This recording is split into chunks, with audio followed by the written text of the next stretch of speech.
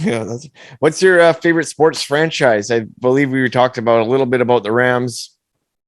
LA, Yeah. Rams, Dodgers, Lakers, Okay. Kings, not the Clippers, not the Chargers. Even though they say LA, but nah. Oh, okay. Okay. I'm not Like, a Raider fan. I've been a diehard Ram do you see all my life. do you see many hockey games? LA Kings.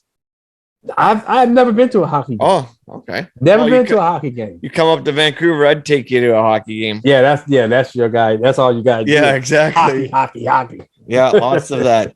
And okay, I got one. If you could fuck any celebrity, who would you want?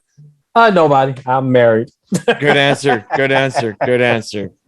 Good answer. If you could play any pro sport, what would it be? I like baseball. That was my favorite. I played baseball, so Yeah. that's what I like. Baseball. I was a pitcher. I was a pretty good pitcher too, but I had a choice: play baseball in high school or work. I chose work. Yeah. And okay, one more quick answer question here: a big booty or big ass, or a big titties or big ass? My wife. Another good answer. Can't go wrong with that answer. No, you can't. Okay, Prince, you got one? Because I'm running. Well, yeah, because you muted me, so I was like, well, I'm gonna just let you go ahead. Yeah, you did.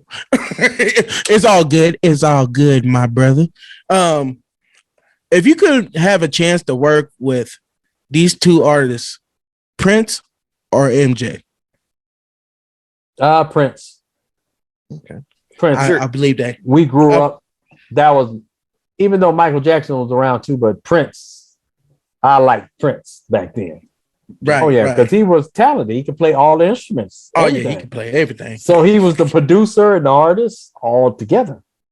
But you know, he knew how to catch the girls. That's why the record crew dressed like the sequence and all that. Right. I mean, shoot, he started a good trend because everybody was rocking that, you know? Oh, yeah. Everybody had their swag, little Prince swag. To me, Michael and the Jackson craziest thing is that's my real name too, Prince. Okay, yeah, because Michael Jackson was more dancing. I ain't dancing. Yeah. Right. I'm gonna be Savoy with the girls. right.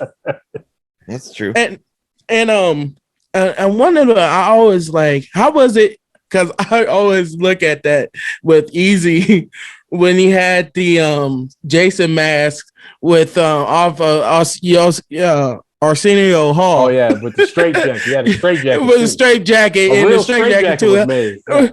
But how was that moment? Like, because it was a really funny moment. It was like last minute stuff, just like we did his last Arsenio Hall when we did his on. Yeah. No, the American Music Award. Right before we coming out, because we was presenters, and he take his pants off and come out in his boxers and put his pants on his arm. And I'm like, wow, okay.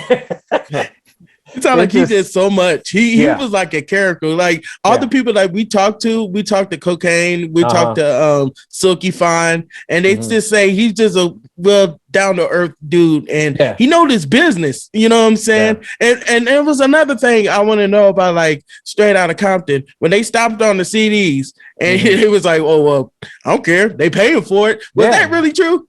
That was my thought. I mean, we didn't actually see him do it. I remember seeing it on the news. Yeah. They would have a stack of our CDs and steamroll. I remember saying, at least they paid for crazy. It. Yeah. Hopefully they get another copy and roll over some more.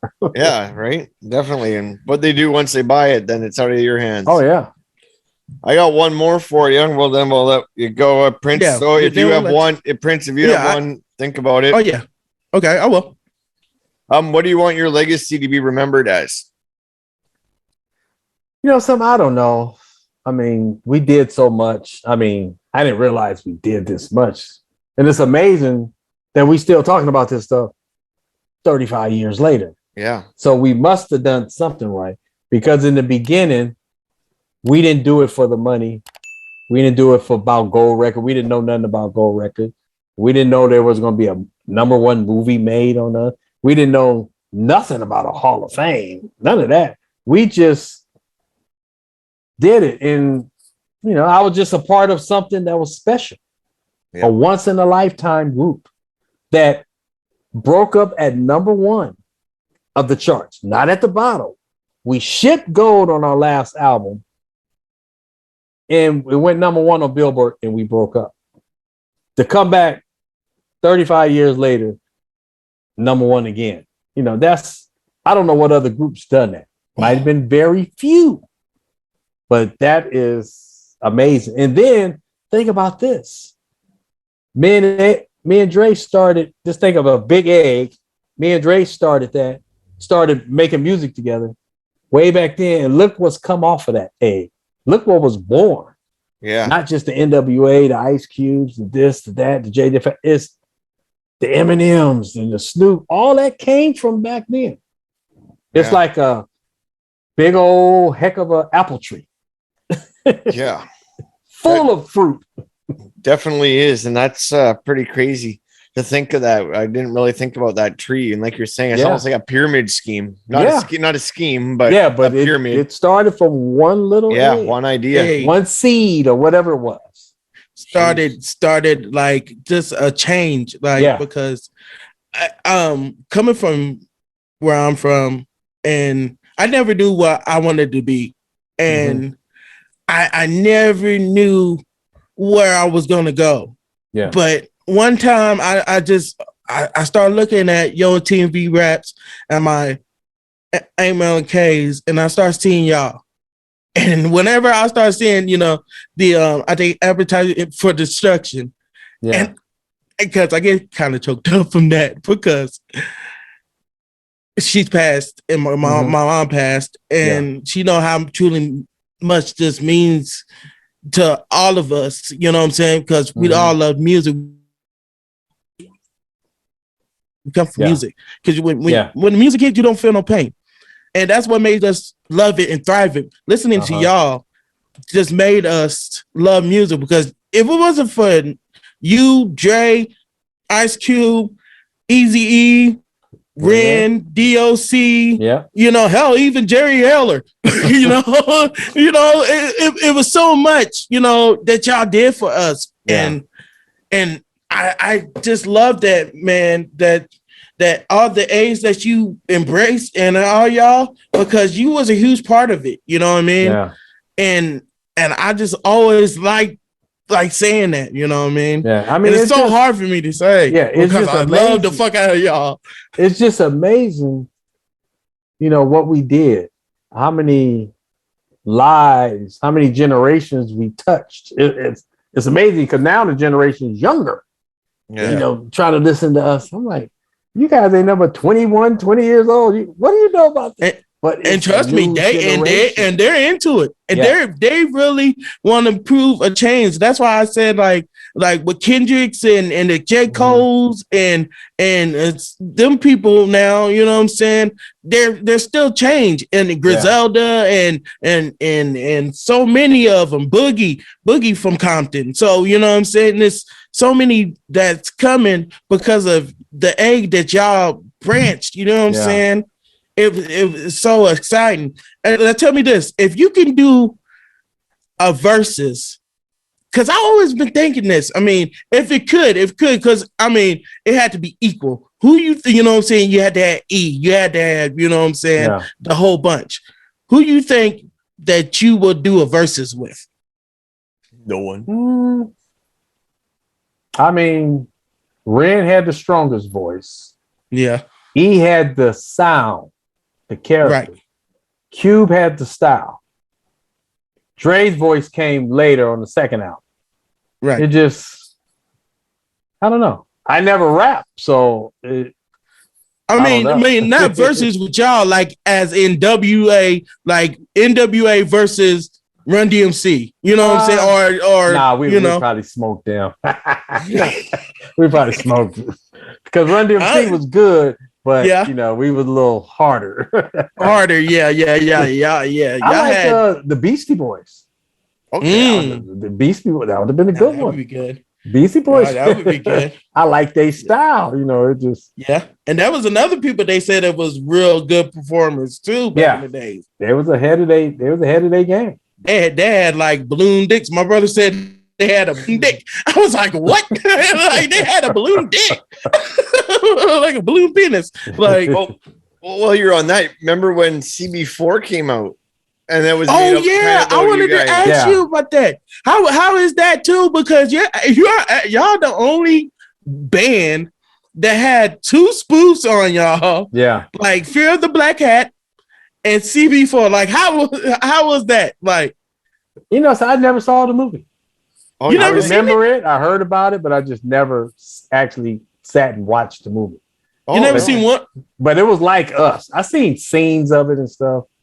I mean, Eazy didn't tell you because Eazy was in it in CB4, wasn't he?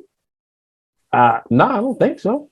He was. He was over there saying the nigga need to cut it in my size or something. I remember what he said. He said he need that Jericho drip jet. He need to get out of the new age and cut the hair or something. That was definitely they definitely. That was definitely Straight Outta Compton years ago. Yeah. Right. Because I always think about that. I'm like, did they ever watch that? Because Fear of the Black Cat. I never watched it. Okay. No shit. Fear of the Black Cat too. Because I never even heard of that one. Really? Nah. I swear to God, it's on Tubi. Fear of the Black Hat. They actually, it's like NWA, but they was HWA because y'all, even though y'all had hoes with attitude, but I was like, okay, is that hoes with attitude? No, it was NWH, niggas with hats. And Rusty Cundiff, I think, Rusty Cundiff, the director to like Tales from the Hood and what's his face? He made that movie.